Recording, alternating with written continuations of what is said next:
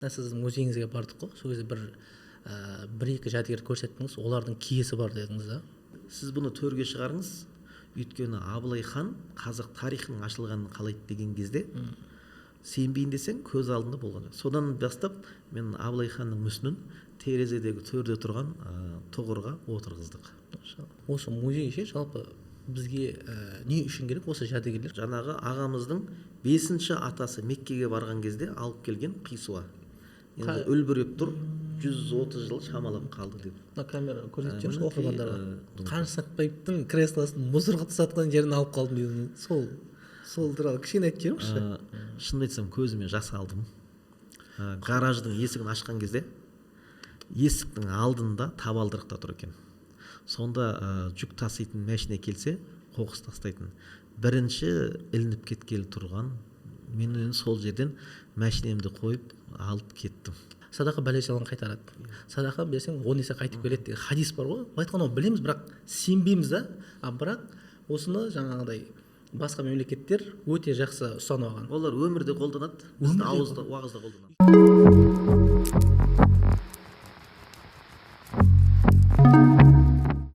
Ассалаумағалейкум, құрметті оқырмандар. Біздің бүгінгі подкаст өте қызық болады. Себебі сіздер бұндай тақырыптарды естімеуіңіз мүмкін бұрын соңды. Алла қаласа қонағымыз да өте жұмбақ кісі. Өзіңізді оқырмандарға бір таныстырып жіберсеңіз, кім боласыз, қайдан боласыз, қызметіңіз қандай?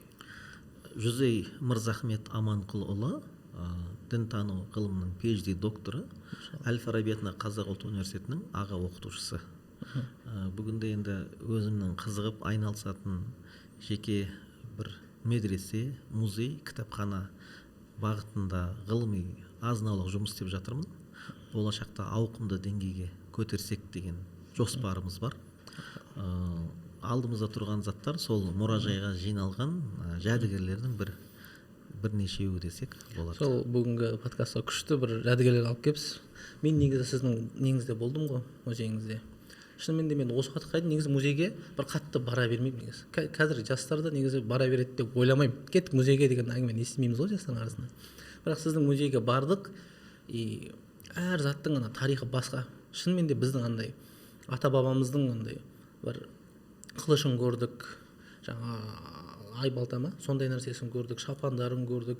Анау маған бір рух берген сияқты да, сол ата бабамның рухы мықты болған екенбіз ғой. Сол заманның өзінде андай қылыштар бар, оюланып істелген, соны тарихтың өзі күш береді дегенге мен сол кезде кішкене бір әсер алдым ше, сол нәрседен.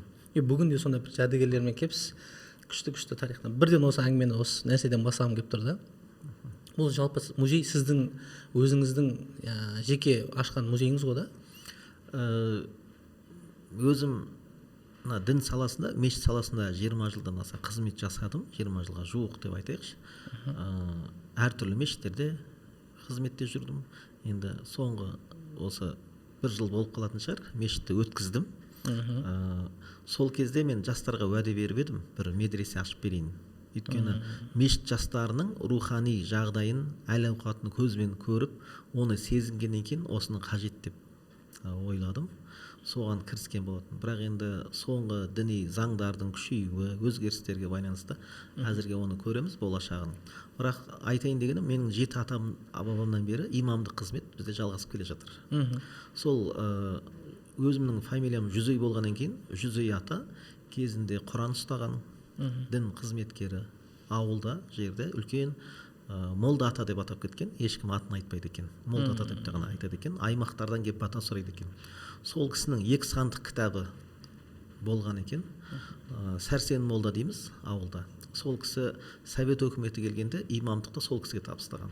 Себебі Сәрсен молда аяқ қолын сілтіп басатын кісі болған. Сонда ауылдың қариялары Совет өкіметінің қаһарын, мешітке деген қарама қарсы іс-әрекеттерін түсінгенде, сен молда болсаң саған тиіспейді. Осы молдалықты Совет өкіметі құлағанша сен алып жүретін бол. Кейін балдарыма қайтарасың деп аманаттаған екен. Сол кісі 2 сандық кітаптан аманат ретінде осы 90-шы жылы, 95-інші жылдары 12 кітапты ғана қайтарды. Бұл кітаптарды мен үйде сақтап қойғанда не істеймін? Бір мұражай ашсам, халыққа көрсетсем деп ойлап жүрген болатынмын. Бірақ 2017 жылы ғылым орда дейміз, философия институты деп айтамыз, сол жерге докторантураға емтихан тапсырып докторлық зерттеу жұмысын жасауға ниеттеніп 2015 жылдан бастап бара бастадым. Мен осы докторантураға түскім келеді. Сол докторлық зерттеуде ислам музейін ашсам,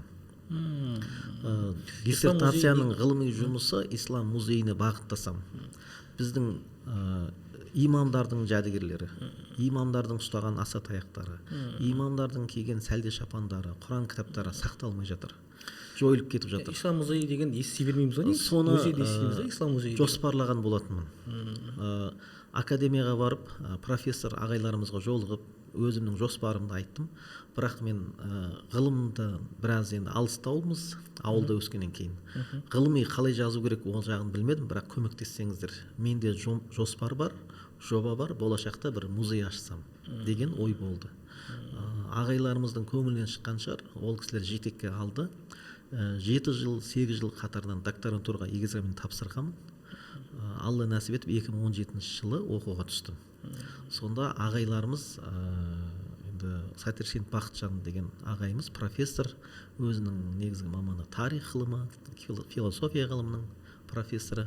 Сол ағайымыз осы диссертациялық жұмыстың құрамын сызып жобалап берді. Өте көңілмен шықты. Сол бірге жазып осы музейді ашып кеткен болатын. Осы 2020 жылы докторантураны аяқтаған кезде біздің мұражайымызға біраз жәдігерлер жиналып қалды.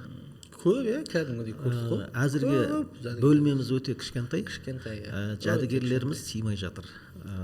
Үлкейту керек, кішкене нашарлау. Себебі өте ескі Құран кітаптар бар, өте ескі имамдарымыздың шежіре дәптерлері, имамдарымыздың қол уағыздар, дұғалар дәптерлері бар. Оларды сақтау үшін арнайы бір деңгейде салқындық және ылғалдылық керек. Бұйырса сол құрылысқа кіріссек деген жоспарымыз бар. Ал мұражайдың үлкейіп кетуіне себеп болған осы бірінші ғылыми зерттеу жұмысымыз және халықтың енді сыйлап, сенім артып, ата бабасынан келе жатқан 5 атам ұстаған, 5 әжемнің көзін көрген заты деп сол заттарды өткізген кезде өзің үлкен жауапкершілік, үлкен аманатты сезінеді екенсің. Соншама артында тұрған халықтың өтініші, өсиеті, мына алдымызда тұрған 100 жыл болған бұғының терісінен жасалған ат абзелі, 100 жыл шамалас, Алтайдағы ұстаның қолынан шыққан бұғы терісінен жасалған ат абзелі. Әбзел деген не ол? Атқа қолданылатын тартпа, ноқта, сондай бұйымдары ғой. Бұның өзі өте үлкен мықты ұстаның қолынан шыққан, және оны көркем суреттей алған, гүлдендіріп, ойландырып жасалған. Қай ғасыр дедіңіз, қай заман? 100 жыл шамалап қалған. 100 жыл. Осындай көне заттарды аманаттап табыстаған кезде шынында да жауапкершілік түсінеді екенсің. Бұл жауапкершілік келешек ұрпақтың алдында жауапкершілік сезінеді екенсің. Музей басында айтқанда хоббимен басталды дедіңіз ғой сіз, ол нәрсе хоббимен, и адамдар уже тағдыр айтқанда сізді алып келген сияқты осыяқ қарай. Басында қызығушылықпен басталды, кейін ғылыми болсын. Өйткені бізде мұражай көп, археологиялық мұражай, тарихи мұражай, аспаптар мұражайы, кітаптар мұражайы бар, кітап үйі деген. Музей көп, ұлттық музей дейді. Ал ислам музейі бізде жоқ екен. Мен бұны алуының бірден бір себебі қоғамдағы халықтың дінге деген көзқарасы. Бізде дін десе жәннат, тозақ, намаз оқу, оразамен, пітір садақамен, зекетпен шектеліп қалған. Жаңа қажылыққа барып келу. Мен айтамын, ислам ол мәдениет, ислам ол тарих, ислам ол өркениеттің бір. Ол да бір үлкен жұмыс. Сөзіңізді бөлсем бола ма? Осы музей ше жалпы бізге не үшін керек осы жәдігерлер, көне жәдігерлер, жастарға түсінікті болу үшін ше осы нәрселер. Не үшін осыларды мысалы сақталу керек, не үшін бұлар андай маңыздылығы. Маңыздылығы да бұл. Мынау жайнамаз, бұл да 100 жыл шамалап қалған жайнамаз. Бұл жайнамазды қарындасы, ағасы намазға жығылғанда ниет қылып қолдан тоқыған екен. Бұл жерде жайнамазда енді үлкен ашып көрсетсек болады мына жерде. Бірақ айтайын дегенім, сәжде ізі дейді ғой. Алақан қойған жерлері ойылып кеткен. Былайша айтқанда бірнеше жыл намаз оқылған жайнамаз. Мен бұны сақтауымның бір мақсаты, біз исламға 90 жыл келген жоқпыз. Біздің ата бабамыз бұрыннан намазхан, бірнеше жүз жылдардан бері. Ал ол кісілермен бүгінгі намазхандардың айырмашылығы қандай? Бүгінгі намазға түскен жас жігіттер достарын, кейде бірге жұмыс істейтін әріптестерін екінші дәрежеде сен намаз оқымайсың ғой, сен намазда жоқсың ғой деген қате сөздерді қолданады. Ал алдыңғы ата әжелеріміз намаз оқығандығын білдіртпеген, сездіртпеген. Үйде қонақтар келіп қалса, мен өзім енді әкем де имам болды, аталарым да имам болды. Ол кісілерді естіп отырамын ғой. Үйге қонақ келгенде бір сыртқа шығып кеткен секілді барып келіп намазын оқып қайтып келіп қонақтарға білдіртпей отыра беретін. Сонда ол қай уақытта намаз оқып қойғанын білдіртпейтін. Сонда құрмет, этика, қонақты күте білу. Ал қазіргілер қонақта отырып, жаңағы төрде отырады да, сендер не жұма намазға бармайсыңдар ма, тұрсаңдар, сендер не астағфирулла дегендей күнәһар секілді көрсеткісі келеді. Астағфирулла дегенде өзін көтереді ғой, сендер астағфируllасыңдар. Ал пайғамбарымыздың хадисі бар.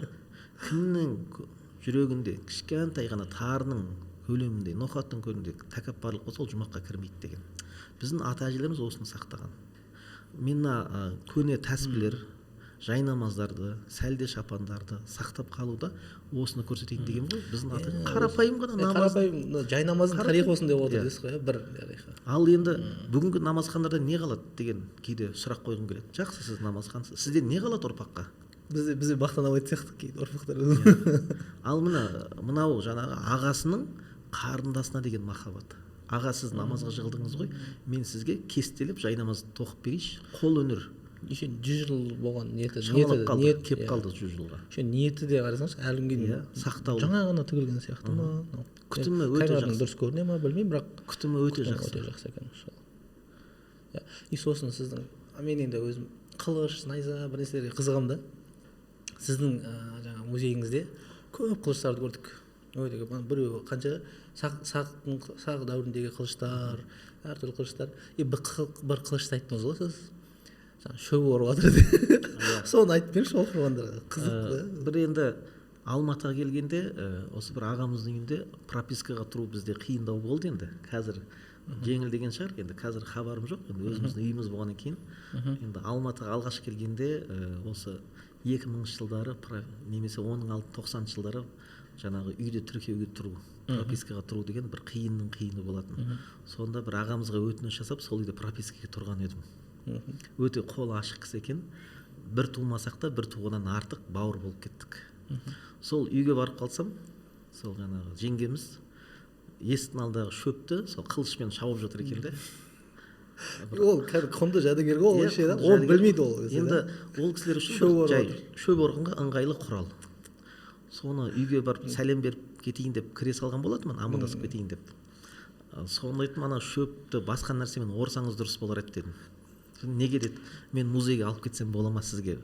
Басқа нәрсемен шап. Сіз біліп тұрсыз ғана құнды жәдігер екенін. Өзбекәлі Жәнібековтің әңгімесінде бұл көтеріледі. Бір күні бір үйге барып қалған кезде иттің астауы ұстаның қолынан шыққан, ойылынған табақ екен. Сонда енді мәдениет саласының маманы емес пе, жанашыр. Астауды тани қойған ғой, жай астау емес. Сонда үйдің иесі Өзбекәлі Жәнібек ағамызға бұйымтайыңызды айтыңыз дегенде, астауды алсам бола ма депті. Үйдің иесі, бұл қалай мазақтағаныңыз ба дегенде, жоқ, маған қажет болып тұр деп, ала беріңіз деп, жуып шайып тазалап беріп жібереді. Сол астауды берген кісі кейін Өзбекәлі Жәнібектің жұмыс орнына келгенде көрсеткен екен, сіздің астауыңыз мұражайда тұр. Ол кісі көп жәдігерлерді солай сақтап қалған екен. Бәлкім мен де сол кісіге еліктейтін шығармын. Барған жерде далада жатқан жәдігерге жарайтын заттар болса, мен қазір ұялуды жинап қойдым. Бәлкім жәдігерді сақтап қалу керек. Сіз андай археологтардан сатып аласыз, нелерді? Кейде біз осындай ескі заттар сататын жерлер танимыз, хабарларымыз бар. Орыстар ішіп алып бір нәрсені ақтарып орыстар бар. Енді орыс па, ұлты енді сары түсті ғой, енді орысша сөйлейді, енді қай ұлт екенін білмедім. Біздің мен мына затты арнайы алып келдім. Біздің металл искатель, темір іздейтін аппаратпен тау таста жатқан заттарды жинап алады. осындай кісілермен араласып тұрамын, өйткені жәдігер музеймен айналысқаннан кейін. Бұл Сол мына қоңырау мыстан жасалған қоңырау. Енді бір 30 жыл 40 жыл шамалап қалған қоңыраулар. Сиырдың мойнына іледі бұндайда, өйткені түнде малдың қайда жүргенін біліп отырады. қай дәуірдікі бұл? Бір 30 жыл 40 жыл шамалап. Бұл Бертіндегісі. Бірақ енді бұны кезінде осы металл искательмен тауып алған кісі музейге өткізді. Айтайын дегенім, осындай аппаратпен қазып тауып алып жатқан кісілер көп. Қазақтар да бар, басқа ұлттар да бар, орыстар да бар. Сол кейде қазақтарға барып осындай заттарды сұрасам, енді ол көріп тұрмын, бізге керек. Сақ дәуіріне тиесілі заттар бар. Бертіндегі дәуірдің біздің хандарымыз бар, бертіндегі сұлтандар дәуіріне тиесілі заттар. Сұрасаң өте қымбат бағаны айтады, енді менің қалтам көтермейді. Ал сол жерде бір орыстар тұрады, өте жақсы кісілер. Барып енді кейде біз әдісте қолданамыз. Мен осындай духовный школаның священнигімін дегенде, медресе бар, бізде духовный мектеп бар. Соның бір бөлмесін музей қылып едім. Маған қаншаға бересің деп жағдайымды айтып едім. Бетіме қарап тұрды, сіз жақсы адам екенсіз. Осы жердегі тұрған заттың атынан 1-0 алып тастап айтам деді. 20 мың деп тұрған затты 2 мыңнан, 10 мың деп тұрған затты 1000 теңгеден сатсам бола ма деді. Айттым, иә, рахмет ниетіңізге. Неге үйттің десем, сен қазақсың. Бұл сенің ата-бабаңның заты.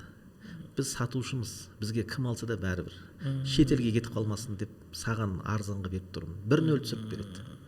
Мен сол кісілерге арнайы уақыт болған кезде, кейде біз медресемізге, мешітімізге артық ақша кеп қалған кезде, медресеге деп береді ғой, енді өзіңіз жаратыңыз қажет жерге. Сол барып, сол жерден керекті жәдігерлерді алып отырамыз. Бір кезде мынау сақ дәуіріне тиесілі айнаның сынығын алдым. Көрсеттіңіз ғой бізге? 10 мың теңге деп тұрды. Енді кейде енді қазір дос болып кеттім олармен. Қалжыңдасып отырып, әңгіме айтып беріп отырып 2000 теңгеге алдық қой. Ал сынып қалған айна, бірақ ол мен үшін өте құнды. Сақ дәуіріне тиесілі айнаны өте көп іздедім мен. Сол затты шында жаңағы ұлты басқа болса да қазақ тарихына жанашырлық, қазақ тарихын сақталып қалғанына тіл үлес болған кезде жүрегің елжірейді екен. Ойпырмай, өзіміздің қазақ жігіттеріміздегі затты ала алмай кетеміз кейде, қалтамызда ақша көтермей. Ал бұл жігіттер жаны ашып, түсініп соны, сіздің алғаныңыз бізге жақсы болар еді деп тұр. Өйткені бұндай заттар сатылатын жерде қазір көзбен көріп жүрмін, қытайлар өте көп аралап жүр. Негізі бүгінде барып келдім мен, жаңағы орыстар жоқ екен, тағы да бір ағамыз бар, қажылыққа барып келген. Соның алдында ескі камера, енді совет өкіметіне тиесілі бейне камера осылай айландыратын. Соны жаңағы Қытайдан келген азамат менің көз алдында сатып алып кетті. Біздің қолда болып жатқан көне заттарымыз өте көп. Сол кезде ішің ашиды, әттең-ай дейсің. Бір ағамыз бар, Шыңғыс ханның немересінің тиынын, монетасы дейді ғой енді. Соны шақырып алды, өтіп бара жатыр едім. Сізді бола ма деп. Алдына барған кезде айтқаны, мырзаке, мынау Шыңғыс ханның немересінің тиыны. Мен бұны қазір сатып жүрем, шетелге кетіп қалады. Сіз алып қалыңызшы деді. Соны қаншаға сатасың деп едім, негізі қымбат тұрады, сізге 12 мың теңгеге берем. Оған ақшам жетпейді деп едім, 6 мыңға берем деді. Айттым, дәл қазір мен ақшасы, мен бұл зат алам деп ойлаған жоқпын. Бір кісіге жолға келгем деп едім. Жарайды, 3 мың теңге менен, 3 мың теңге сізден болсын. Неге үйттің десем, шетелге кетіп қалмасын деп тұрмын. Сақталсын деп жаны ашты. Сонда кейбір бауырларымыз шынында да шетелге кетіп қалмау үшін кәдімгі түсіріп сіздің музейіңізде тұрсыншы деп соны көргісі келеді. Енді осы нәрсені біз түсініп жатырмық қой ше. Мысалы енді сізбен араласқан соң түсініп жатырмық, осы музейдің сондай құнды жәдігерлер сақталу керек, оны балаларымыз көру керек. Енді бұны қарапайым халыққа қалай түсіндірсек болады осы нәрсені? Мысалы олар жаңа сіздің музейіңізге келіп көрсе бола ма? Ол қай күндері жұмыс жасайды, немесе ол әзірге жөндеу орнында тұр ма, жөндеу құрылыс болып отыр ма ол жерде? Енді менің мұражайым әрі кітапхана, әрі музей, әрі медресе бағытында жоспарланған. Әзірге аз ғана бір бөлігін ашып қойдық. Бір 4-5 бөлмеміз ғана бар. Сабақ өтетін, сұхбат дейді ғой, кездесу, мұражай бөлмеміз, кітапхана бөлмеміз бар. Келем деген кісілерге есігіміз ашық. біз қолымыздан келгенше 24-те 7 жұмыс істеуге тырысамыз. Енді университеттегі сағат кездерімде қоңырау шалған кісілерге айтамын, мен осындай уақытта сабақтамын, сабақтан кейінгі уақытта келсеңіз болады деп уақыттарын белгілеп көрсетіп жатамыз. Біз 24-те 7 жұмыс істеуге біз әзірміз. Неге десеңіз, халықты, жастарды кінәлауға болмайды. Неге десең, олар мұражайдан, жәдігерлерден әлі бейхабар. TikTok, Instagram, уақыт жоқ бұларда бұндай көруге. Кейде біздің жастар кафеге баратын шығар, бір жерге барып отырып караокеге асығатын шығар. Бірақ неге бұлар мұражайға асықпайды, неге бұлар театрға асықпайды дегенде кінә бізде. Біз жеткізе алмай жатырмыз. Біз сол интернеттегі жеңіл желпі жарнамалардан асып түсіп ақпарат бермейінше олар ол деңгейге жетпейді. Мен 2003 жылы Әл-Фарабиде қазақ ұлтын оқуға келген кезде біз группада магистратурада 4 жыл 4 қыз болдық. Достарымыз ғой енді.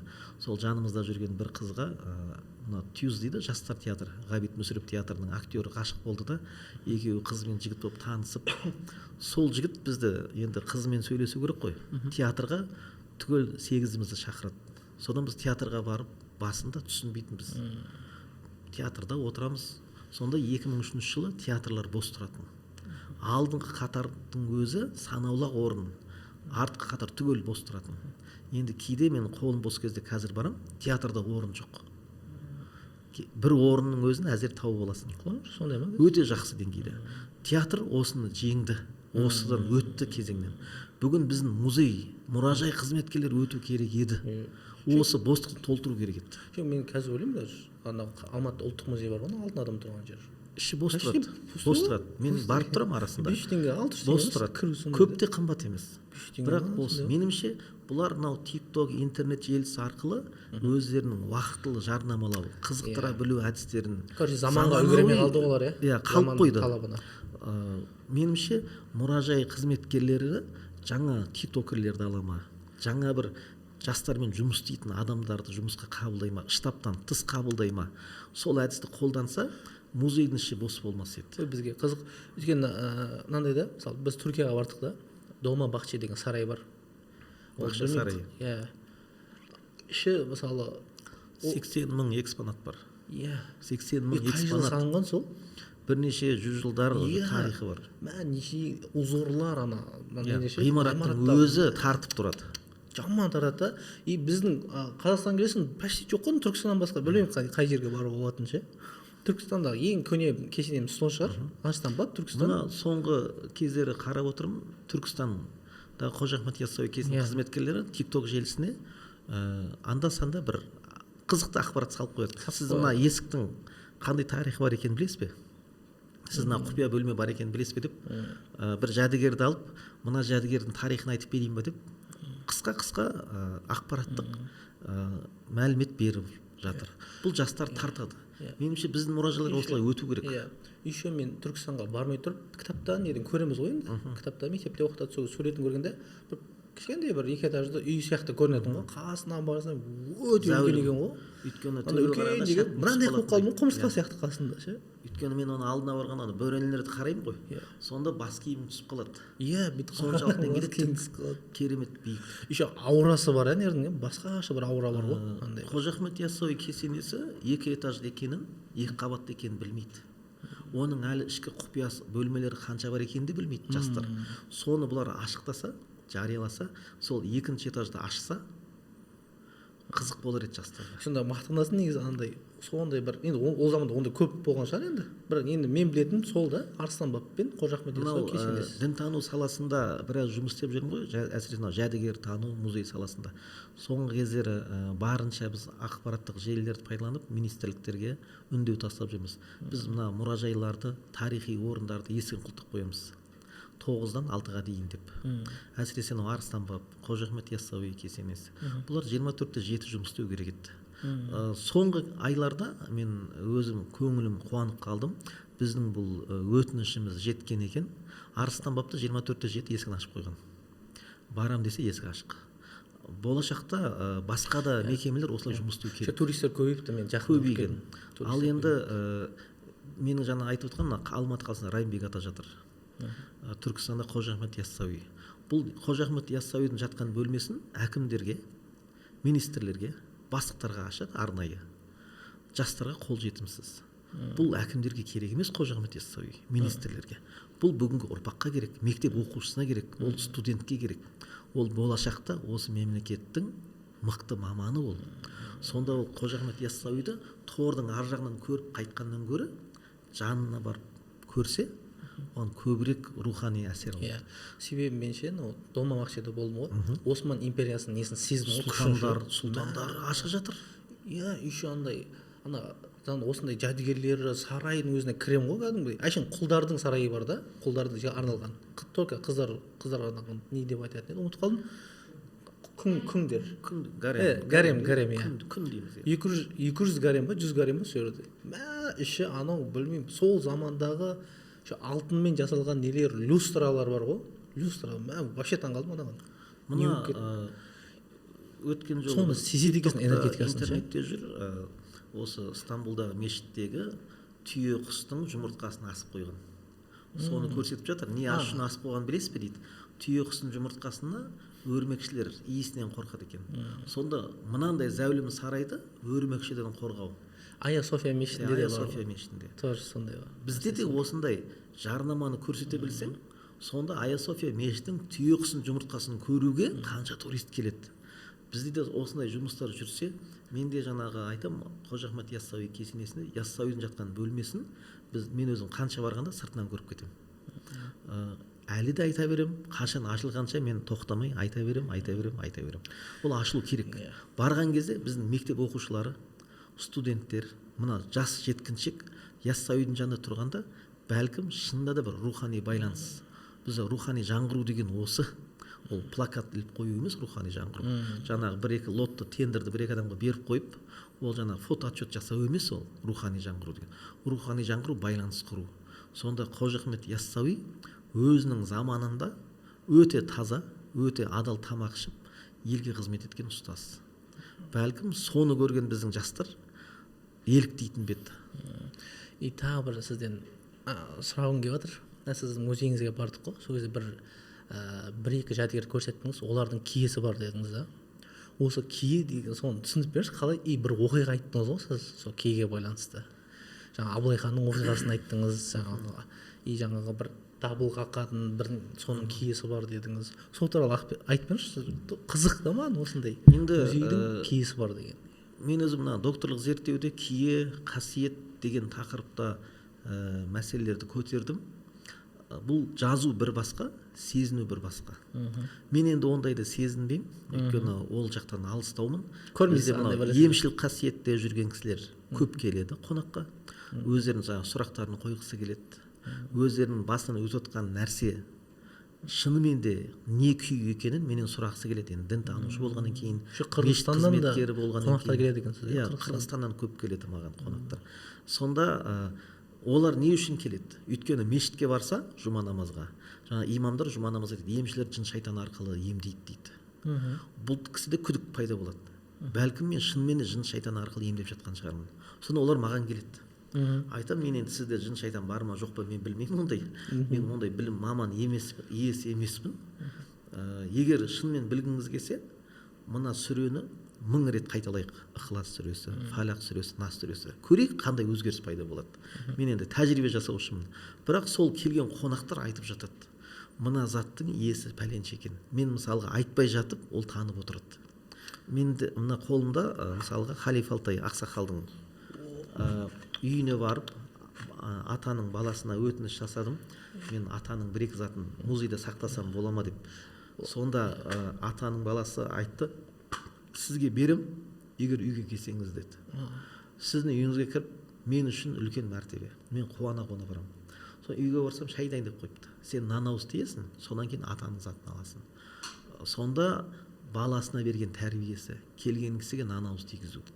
Атаның үйінен нан ауыз тиіп, шай ішіп, содан кейін мына осы Халиф Алтай ақсақалдың жеке ұстаған заты, жаңа Құран аударған кездегі мынау Алтай қазақтары Тибетті қалай өсіп асып өтті, соны жазған кітабын сол кезде қолданған заттары. Халиф Алтай бұл ең алғаш қазақ емес, Құранды аударған, қазақша аударған. Еще көшті аударған ғой. Мынау Алтай көші біздің мынау көшті жазған тарихи тұлға сол кісінің заттары. сол кісінің сағаты. Иә. Мына біздің музейге келген жаңағы емшілік қасиеті бар кісілер бірден сол заттың иесін мен айтпай танып жатады. Мысалға Бауыржан Момышұлы атаның тоны келген кезде Бауыржан ата келіпті ғой деп. Сонда оны қайдан білдіңіз деп мен әтеге сұраймын ғой. Бауыржан ата осы жерде тұр ғой деп. Сонда әлі көрген жоқ музейге. Жоқ, көрген жоқ. Өйткені менде мұражайында келесі бөлмеде шай беретін бөлме бар, қонақ күтетін. Сол жерде отқанда бір кісілер келген екен. Біз медресеге келген қонақтарды, жаңағы оңтүстіктен келген қонақтарға шай беріп жатқан. Соның Алматыдағы достары сәлем беруге келген екен. Сонда рұқсат сұрады, достарымыз келсе бола ма? Келсін. Сонда шай беріп отырған кезде Абылай хан ата неге сен табалдырыққа қалдырдың деген сұрақ қойды. Әлі ол мұражайға кірген жоқ. Біздің шай ішетін бөлмеде дастарханда отырмыз. Менде Абылай ханның ешқандай заты жоқ дедім. Өйткені ол кісінің затын алып қалу менде ондай мүмкіндік жоқ. Жоқ, сізде бар, сіз оны табалдырыққа қалдырғансыз деді есіктің алдында. Жоқ деп едім. Рұқсат па кіруге деді. Әлбетте рұқсат. Сол музейдің есігін ашқан кезде міне тұр ғой дейді. Ол мен ойлап жүрмін, Абылай ханның қолына ұстаған зат болу керек. Былайша соның гені қалған дейді ғой енді. Өзі киген киім болу керек деп ойлап жүрдім ғой. Сонда ол кісіден түсінгенім, біздің Темірбек Жүргенов атындағы колледж. Сол жердің студенттерінің қолынан шыққан Абылай ханның мүсіні тақта отырған. Ол соны айтып отыр екен. Әдемі жасаған еще. Иә, әдемі ғана кішкене тұғырда тақта отырған мүсіні. Сен кірді мін тұр ғой Абылай хан деді. Ой, бұл мүсін ғой дедім. Жоқ, сіз өйтіп қателеспеңіз. Бұл да жәдігер. Сол кезде бар, мен оны мүсін деп қарамайтын. Неге десең, біз намаз оқыған кезде суретке, мүсінге көп назар аудармаймыз. Біз намазхандардың бір діни уағыздардың әсері шығар. Сенбейін десең осындай нәрселер болып жатыр. Сонда ол осындай нәрсе айтқан екен, сіз бұны төрге шығарыңыз. Өйткені Абылай хан қазақ тарихының ашылғанын қалайды деген кезде сенбейін десең көз алдында болған. Содан бастап мен Абылай ханның мүсінін терезедегі төрде тұрған тұғырға отырғыздық. Бірақ сенбейін десең осындай кісілер сондай бір нәрселер айтады да. Метафизикалық нәрсе былай айтқанда бұлар енді ғылымға дәлелденбейді.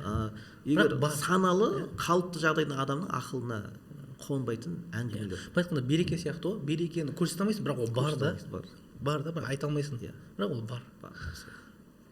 Қызық, сенбейін десең осындай нәрселер болып жатады. Мен өзім таңғаламын сондай нәрселер. Енді мына жерде Қағбаның қисуасы, Қағбаның сыртына жапқан кілем, енді қажылыққа барған ағаларымыз оны хабардар, бұны көреді қисуаны. Бұрын енді қазіргі жағдайды мен айта алмаймын. Бұдан бірнеше жылдар бұрын Меккеде қажыларға осы Қағбаның сыртындағы кілемін қиып тәбәрік ретінде жаңағы 1 метрлік орамал ретінде кілемнің сыртын қиып тарататын болған. Бұл сол жаңағы ағамыздың 5-ші атасы Меккеге барған кезде алып келген қисуа. Енді үлбіреп тұр, 130 жыл шамалап қалды деп. Камера көрсетеміз оқырмандарға. Үлбіреп тұрған Қағбаның өзінің кілемі 130 жыл шамада. Қазір оны өте қымбатқа сатады, кажется. Қазір мен оны біздің енді кәсіпкер ауқатты ағаларымыз үйінен көрем. Ол көшірмесі. Оны олар жәдігер ретінде, оригинал емес. Жәдігер ретінде олар танымайды. Енді мен өзім музеймен айналысқаннан кейін жәдігерді біз оригинал еместі бірден ажыратуды үйреніп қалдық. Мен барған кезде бірден танимын, ол көшірмесі. Неге десеңіз, сол мына қисуа тігетін фирма бұны жаңағы Қағбаға арнап тігетті, және соның көшірмесін жасап осындай құрметті қонақтарға плакат ретінде рамаға салып сыйлық ретінде береді. Бұл соның көшірмесі. Былайша айтқанда жабылмаған.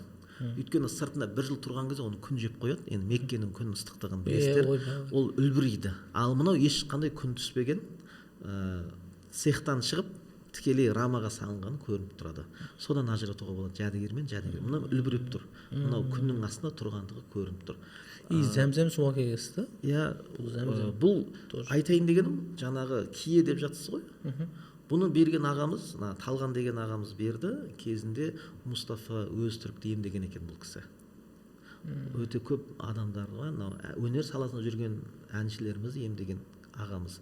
Енді қазір үйінде бұл кісі үйленбеген, ол қызы жоқ. Сол бәлкім атамның заты музейде қалсын деп аманаттап берді. Бірақ ол кісі өтініш айтты, сыртқа шығармаңыз деп. Енді мен мынау арнайы студияға шақырғаннан кейін ғана алып шықтым. Рахмет. Абылай біз басқа жаққа алып шықпаймыз. Бұл жәдігерді құрметтеп осындай құнды солай иесінің аманаты. Айтайын дегенім, бұл кісі осы жәдігер тапсырған кезде сізге айта қояйын, ауырып жатқан кісілердің бас жағына қойсаң жазылып кетеді деді. Мен бірнеше әжемнен көрген бұны деді. Бір күні біздің сол әншілерге, өнер адамдарына спонсор болып жүрген ағамыз өлім аузында жатып, ес түссіз жатқан кезде әжем осылай істеуші еді деп мен алып бардым деді. Сонда 3 күнде орнынан тұрып тамақ ішті. Мен соны көзбен көрдім деді. Сол кезде мен түсіндім әжемнің неге бүйтіп алып жүретінін. Әжем ешкімге ұстатпады бұны деді. Бұның сондай қасиеті бар деп табыстады. Одан кейін ол кісінің айтқаны, бұл затты кім сақтаса 4 ай сайын үйінде сүйінші хабар болады дейді. Алып келдім. Оразаға 1 күн қалғанда берді. Рамазан айында бір ініміз бар, енді қызметте жүрген жігіт. Мен арасында енді 100 грамдап қоям. Мен әлі умраға баруға дайын емеспін. Менің орныма барып келесіз бе деп қолға салды. Мұнаны алдық. Рамазан айының осыдан 2 жыл бұрын кесуаны алдыңыз, қағуаны алдына бұны ала салысымен сол алған күннен кейін 2 күн 3 күннен кейін келіп тұр. Ағам маған қайта Меккеге бар деп айта береді. Мен дайын емеспін, өйткені қызметім сәйкес келмейді. Ортам әлі мен өзім дайын емеспін. Мен орныма сіз барып келіңізші деп қолға салды. Сонда айттым, жақсы, сіздің орныңызға мен барайын. Өйткені менде мойнымда бір ниет бар еді. Кенесары ханның құрметіне умра қажылық жасап келсем, сол кісінің атына деп ниет етіп қойып едім. Онда мен баруға дайынмын деп. Рамазан айы болды. Қадыр түні түнгі 11-де Әл-Харам мешітіне кіріп барып, Қадыр түнін сол жерде Кенесары ханның атынан умра қажылығы жасалынды. Сосын 2-ші күні осы жаңағы мына қисуаны тапсырған кісілердің аталарына умра жасалынды. Сосын жаңа умраға барып қайтсаңыз деп өтініш айтқан жігіттің атынан әкесіне арнап умра қажылығы жасалынды. Сондықтан бұндай нәрсеге мен өзім көзбен көргеннен кейін сенемін, құрметтеймін. Менің айтатыным, намаз оқитындар бар, әлі оқымайтындар бар, әлі атеистік көзқарастағы кісілер бар. Тіл тигізбей қой. Тарихқа тіл тигізбей. Тыныш жүрейік. Біздің білгенімізден білмегеніміз 99. Одан да тыныш жүрейік та, елге, қоғамға, мемлекетке пайдамыз ғана тисінші, зиянымыз тиіп кетпесін. Машалла. Сіз де өзіңіз осындай мысалы нәрселер айтқанда сізге келіп табыстап жатыр, аманат, үлкен аманат қой. Үлкен аманат, өте үлкен. Былай айтқанда тарихтың аманаты ма, мен бірақ білмеймін. жанымда жүрген інілеріме, достарыма айтам, көмектесіңдер, менің шамам келмейді. Маған көмек керек. Шынында да үлгере алмаймын. Осы жақында ғана бір ініміз үйленеміз деп жатыр. Жаңағы келініңіз осыны журналист деп қалды. Айттым, журналист болса маған осы жазуға, осы әңгімелерді қағазға түсіру керек. Маған бір шынында да әдемі көркемдеп қағаз бетіне түсіретін электронды нұсқасы дейді ғой. Қағазға да түсіріп қою керек. Интернетке үзіп салып отырсақ, бұның тарихын, жәдігерін. Интернет дәуірі ғой. Керек адам сол жерден алып оқыса. Болашақта үлкен жоспарым бар. Енді музейді үлкейтсем, заттарды орнату ол бір ғылым екен. Ол бір гармония дейді ғой. Музейдің затын өз тұғырына орнату. Сол кезде музейде электронды музей жасасам деген жоспарым бар. Бұл жәдігерді үйінде отырып интернетпен көріп, егер көргісі келсе келіп көрсе болады. Болашақта осындай жоспарымыз бар. Енді қазір оқырмандар көріп отыр ғой YouTube арнадан. Олар да уже сезініп жатыр деп ойлаймын, осындай жәдігер, құнды жәдігер, қазақтың біздің ата бабамыздың прямой бағытында жәдігерлері да сақталған. Енді сіз осыны сақталсын деп жақында қор аштыңыз, Қор аштық, жұмыс істеп жатырмыз. Ол қор осы музейді қаржыландыру үшін, жаңа ғимарат салу үшін ба? Менде Нұрлы ғасыр деген қорды 10 жыл бұрын ашқым келген. Бірақ әртүрлі себептер, әртүрлі жағдайларға байланысты кейде біз байқамай қаламыз, эмоцияға беріліп кетеміз, артық сөз айтып қоямыз. Жастарға айтқым келеді, эмоцияға берілмеңдер, әдемі сөйлеп үйреніңдер, сауатты сөйлеп құқықты дұрыс сөйлеу үйренуге шақырар едім. Кейде біз артық та сөйлеп қоямыз, кейде артық әңгіме айтып жібереміз, байқамай артық істер істеп қоямыз.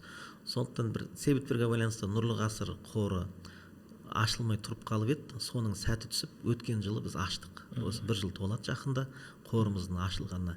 Ресми парақшамыз бар. Сол жердегі шоттарымыз ресми.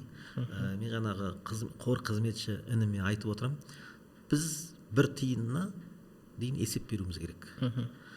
Өйткені бұл аманат, халықтың аманаты. Дінмұхамед атамыз не үшін аман қалды? Мынау СССР-дың қаһарынан. Оны дәлелдей алмады. Себебі Дінмұхамед атамыздың жұбайы Зухра апайымыз есепші, бухгалтер болған. Сол кісі картоп сатып алса, соған чек жинаған екен. Пияз сатып алса, пияздың чегін жинаған екен. Соның арқасында СССР-дан арнайы келген, қамауға келген адамдар ешқандай кінәрат таба алмады. Содан кейін оны үй қамақта босатты. Мен де сол қор ашылған кезде бірінші ереже, мен Дінмұхамед атамыздың, Зухра апамызды көп өзіме үлгі тұтамын. Мына елдің берген ақшасына өте аманатпен, жауапкершілікпен қарауымыз керек. Құдай қаласа, бұл қордың ақшасы түгел пайдаға, кәдеге жарайды, жеке қалтаға кетпейді деп үміттенемін. Мақсатым мұражай жұмысын, кітапхана жұмысын, медреседе діни сауаттылық жұмысын жүргізу. Және де 1-2 жобам бар. Мен өзімна Әл-Фарабиде Қазақ ұлттық университетінде мықты жас студенттер бар. Магистратурада, докторантурада өте мықты жігіттер. Болашақта нағыз қазақ елінің Байтұрсыновтар секілді жазушы, ғалым кісілер болайын деп тұр, Ыбырай Алтынсарин секілді. Бұл кісілерге қолдау керек. Болашақта осындай ғалымдарды қолдау мақсатында қор жұмыс істейді. Мен мынаны айтам, светофордың түбінде тұрған ұлты белгісіз әртүрлі ұлт өкілдері қазір көбейіп кетті ғой. Бағдаршамның түбінде қайыр сұрап тұрады. Оларға миллион берсең де қайтпайды. Бәлкім біз студенттерге берсек, жас ғалымдарға берсек, бұлардан бізге қайтады. Бұлар ғылымнан арқылы қайтады. Негізінде айтады ғой, садақа, зекетті 7 адамға беру керек деген. Тізімі бар. Ғылым жолында жүргендерге. Мен осы студияны пайдаланып айтқым келеді. Болашақ мұражайымыз, кітапханамыз, медресемізге ауқатты азаматтар ат салса деген енді қолқа салғым келіп отыр, осы эфирді пайдаланып. Кейде ауқатты азаматтардың ортасында отқан кезде айтам, Міржақып Дулатұлы шырылдаған екен. Небір кәсіпкерлердің алдына барған. Енді кәсіпкер емес, ол кезде байлар ғой енді, мыңғырған малы бар. Солардан көп үміттеніп барған кезде үмітін ақтамаған екен де. Үйір жылқысы болса да, қора қойы болса да, Міржақып Дулат үміт етіп барған кісілер кітабын шығаруға демеуші бола алмаған екен. Бәлкім енді ол заманның байлары сәл дүниеге жақын болды ма екен.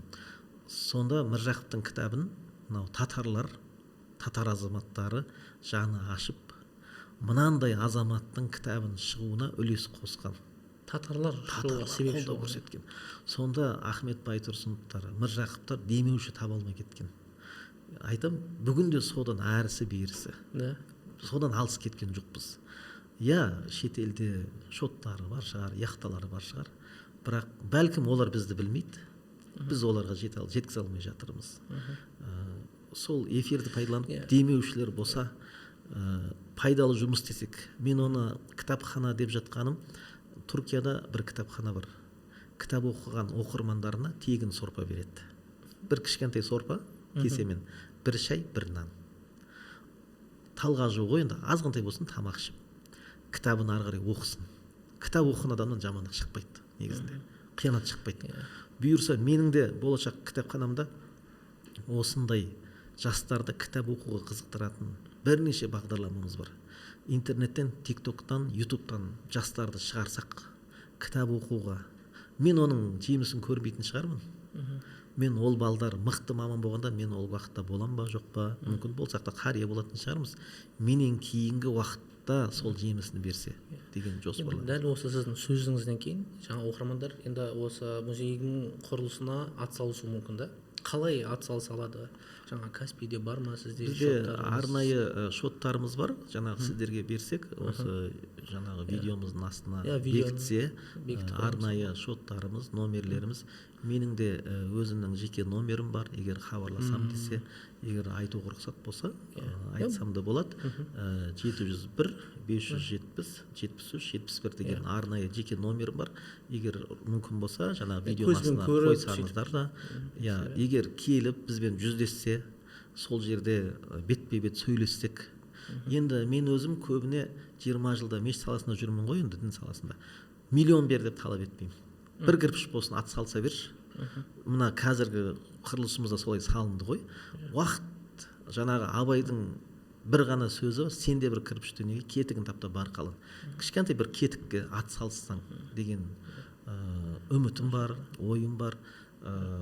Болашақта мына Нұрлы ғасыр қорына бірнеше ғылыми жобаларды ұсынып жатырмын. Сол жерде жаңағы мен көмекшіме тапсырма бердім. Біздің болашақ жобамыз адалдық бөлмесі, есеп-қисап бөлмесі болсын. Өйткені соңғы уақытта интернет қарасаңыз, қордың әртүрлі қайырымдылық қорларын басшылар ұсталып, ақшаны қажетсіз жерге жұмсағандығы, жеке мүддесіне жұмсағандығы әшкерленіп сотталып жатыр. Енді менің көмекшім кейде қорқады, ұстаз, ертең бізде сотталып кетпейміз деп. Жоқ, сен адал болсаң, сен таза болсаң, ондайдан ойыңды алмай-ақ та қой. Уайымдасаң, менің бір жобам адалдық бөлмесі, есеп-қисап бөлмесі. Бізде айына қанша ақша түсті қорға? Интернет арқылы Каспийдан распечатка жасап, столдың бетіне қойып қойайық. Кез келген қонақ көрсін, сөйлессін, өзінің ақшасы қайда кеткенін Каспий чектен көрсін, қайда жұмсалғанын көрсін. Сол адалдық бөлмесінде шай ішіп отырып сөйлесейік. Ақшасы қайда, қанша ақша түсті және қайда жұмсалғанын менен кез келген бір таксисте, кез келген бір жолаушыда есеп-қисап ала алады. Осы нәрсеңіз маған ұнады ше. Өйткені шынымен де ақша түседі ғой. Көп адам есебін бере алмай қалады. Біз енді кәсіпте жүргендіктен кәсіби разрыв болады, не болады. Даже өзімізді білмей қаламыз кәсіп. Сіздің осы увереніңіз, сенімділігіңіз ұнатты маған. Кел, көр, отыр, міне сөйлес. Бүкіл жаңағы компьютермен көрсетеміз, қаржы қақы кетіп жатқан деген. Ол енді ол сөзді айту үшін нормальный бір сенімділік керек қой. Алла қаласа осы подкасттың астына біз бекітіп қоямыз. Жаңағы қордың жаңа сілтемелерін бірден Каспийге кіріп, ресми уже несі бар, қордың жеке шоттары түгел бәрі ашық. Өзімнің жеке номерімді қойсаңыздар да болады. Егер өзіме шығам десе де 24/7 біз жұмыс істеуге дайынбыз. Мен сонда астына бекітіп қоямыз, бірден сілтемеге өтіп, осы қорға атсалыссаңыз болады. Енді бұған сенімді болып отқан бір себебім бәлкім мен үлкендерден, әкемнен көрген тәрбие шығар. Мен енді мешітте жүргенде 2004 жылы Арбита мешітіне қызметті бастадым. Сол жылдан бері пітір садақаны енді бізге мешітке әкеп береді ғой елдер. Ол кезде халықтың сенімі өте жоғары болды. Енді мына соңғы жылдары имамға деген, мешітке деген сын көбейіп кетті ғой. Пітір садақаны одан да басқа кісілерге берейік дейді. Бұның оған себепкер болғанда бірнеше жағдайлар бар шығар. Менің әкем имам болды. Мен сол арнайы дәптерлерін алып келдім. Жаңа осы дәптерді сұраған едім. Бұнда біздің ауылда міне 2008 жылы жаңағы Тұрлыбек отбасынан 280 теңге 4 адамға пітір садақа. Арыстанбек отбасынан, мысалы Нұрымбет отбасынан 5 адам 350 теңге. Осыны сіз жаңа имамдар бірнеше рөл атқарады дедіңіз ғой, осы туралы. Соны айтыңызшы. Мен осы әкемнің дәптеріне қарап отырсам, біздің ауылда тәуелсіздіктен кейін қанша отбасы бар, қанша адам тұрған. Статистика екен. Пітір садақа бұл садақа жинау ғана емес, демографиялық санақ жүргізу. Халықтың несі? Әл-ауқатын көріп отыру. Мысалға дәптердің соңында қарап отырсам, пітір садақа бере алмаған кісілер деген, енді бұл жақта дәптер көп, пітір садақа бере алмаған отбасылар деген тізім тұр. Сонда ол құпия өзінің дәптері. Сонда пітір садақа бере алмаған кісілер, олар әл-ауқаты төмен, зекет таратқан кезде, құрбандық шалған кезде кімге ет беру керек? Мына үйлер бірінші кезекте тұру керек деген қосымша тізім екен. Ал пітір садақа берген кісілердің үйінде қанша адам бар? Айдың соңына ауылда қанша адам тұрады? Саны шыға келеді. Сонда біздің алдыңғы имамдар демограф, статистикалық санақ жүргізушілер. Ол пітір садақа жай ғана мен өзім әкемнен көрдім. Пітір садақаның ақшасын бізге де бермейді, өзі де алмайды. Біз енді көреміз ғой ақша сұрап барсақ жоқ дейді. сонда садақаның ақшасын жемесін дейді екен ғой. Садақаның ақшасын бізге жегізбейді. Ал көршілеріміз, басқа кісілер көмек сұрап келсе, ақшам бар дейді, береді. Сөйтсек сондай ақшалар екен ғой. Аманат. Садақа деп қалдыңыз ғой. Осыны мен негізі өзім жеке психология сондай нәрселерді қызығамын да. Жақында Джо Диспензаның ретриті болды Швейцарияда, жаңағы Энтони Роббинстің, солардың нелерін өте көп көремін. И олардың барлығы айтатын нәрсе қайырымдылық жасаңыздар дейді. Қайырымдылық жасаңыздар. Олар үйретуі бойынша табысыңның 5% немесе 10%-ын қайырымдылыққа жұмсаңыз. Былай айтқанда садақа беріңдер дейді. И садақаның олар былай айтқанда хикметін біледі да. Олар кәпір болсын, атеист болсын, міндетті түрде садақа береді, миллиардер болсын, Илон Маск, бәрі сондай несі бар. Өздерінің қоры бар да, соны жіберіп отырады. Даже жақында кім? Марк Цукерберг па? Сол кісі мен қайтыс болғанда бүкіл байлығымды сол қайырымдылыққа жіберемін дейді. Бұлар біледі, салып хадис бар ғой, садақа бәле-жаланы қайтарады. Садақа берсең 10 есе қайтып келеді деген хадис бар ғой. Айтқанда білеміз, бірақ сенбейміз да. Бірақ осыны жаңағыдай басқа мемлекеттер өте жақсы ұстанып алған. Олар өмірде қолданады, бізді ауызда, уағызда қолданады. Айырмамыз осы. Жақында естідім, мынау америкалықтардың осы принциптары, бұл саяси жүйесі, ол Осман империясын көшірмесе екен ғой, жомарттылық деген ше. Ислам ғалым айтқан мынандай сөзі бар, көп елді араладым дейді. Европадан христиан, бірақ салт дәстүрі мұсылман қоғамды көрдім. Ал мұсылман елдерінде ауызда мұсылман, ісінде мұсылман емес елдерді көрдім деген қорытынды жасаған екен. Көп саяхаттың нәтижесінде. Сондықтан қазіргі мұсылман елдерінде ауызбен бәрін қатырады. Намазды да, оразаны, зекет, садақаны ауызбен керемет жасап тастаған исламды. Бірақ жанында бір ай камера қойып қойыңызшы, кез келген мұсылманға, Осылай емес пе? Шыдай ма екен? Бір ай отбасылық күн көрісі, айлық табысы, бір ай бойы күндіз қандай, түнде қандай. Шыдай ма? Келсе ма? Білмеймін. Ал бірақ Европада, Америкада көрсеңіз, діні басқа шығар, бірақ тұрмыс тіршілігі мұсылманша жаңағы Осман империясының өркениетін, мәдениетін көшіріп алған. Еще қазір біз пітір садақа, жыл сайын пітір садақа шығарады ғой. Сол кезде халықты енді комментарий оқимыз ғой. Сол кезде айтады, не жыл сайын көбейіп жатыр. Андай былай айтқанда 750 теңге ғой. Соған әңгіме айтып жатыр да. Айтады, да біз ана мелочь адам болып кеткенбіз. Ұсақталып кетті. Еще былай айтқанда мен қазір психологтармен де сөйлесемін да, ол кісілер де айтады, садақа беріп тұрыңыз деген сияқты. Олар да уже метафизикаға кіріп жатыр да, руханиятқа ше. Түсінді қазір. Былай айтқанда садақадан пайғамбардың уәдесі бар ғой, кедей болмайсың деген, садақа берсең кедей болмайсың. Шынымен де жаңағыдай бәле-жаланы қайтарады екен. Тоже метафизикалық тұрғыда. Бір кездері біз енді мешіт қызметіне жүргенде өлім сәтінде жатқан қарияларды бізді шақырып, иман қайырып беріңіз деп. Сонда біз барған кезде мүмкін тәжірибе шығар, мүмкін 20 жылдық тәжірибеміз шығар. Науқас төсекте жатқан кісіні көргенде өлім халінде хабары келді ма келді ма, біз енді тәжірибемізге сүйеніп, бұл кісі қазір кетеді, бұл кісі қазір кетпейді деп енді шамалап жорамалдап айтып береміз. Бұл кісі қазір кете қоймайды. Сонда садақамен құрбандық шалу, жан садақасы дейміз. Садақамен орнынан тұрып кетеді қанша кісілер. Ал шындап келген ажал болса айтамыз, уақыты келген екен, дайындалыңыздар. Ал ажал көрінбесе, біз садақаны бірнеше садақа бергізіп отырып, орнын тұрғызып алған уақиғалар көп. Енді бір кезде бір үлкен қарияны 1 жыл бойы бауырдан, печеньнен дейді химия алған кісі екен. Нәрі тартпағанына бірнеше күн болып қалған. Соны барған кезде иман қайырып бер деп шақырды, енді қызметте жүрген ағаларымыз. Соны барып отырдым да, бір ешқандай ажал белгісін байқаған жоқпын. Айтым, аға қазір кетпейді бұл кісі. Иман қайыру керек емес, бұған әлі ерте. Бұл кісі жақсылап емдесек, әрекет қылсақ жазылады. Соның үйдің иесіне айттық, бір құрбандық шалуға, жан садақасын жасауға мүмкіндік бар ма? Бар деді.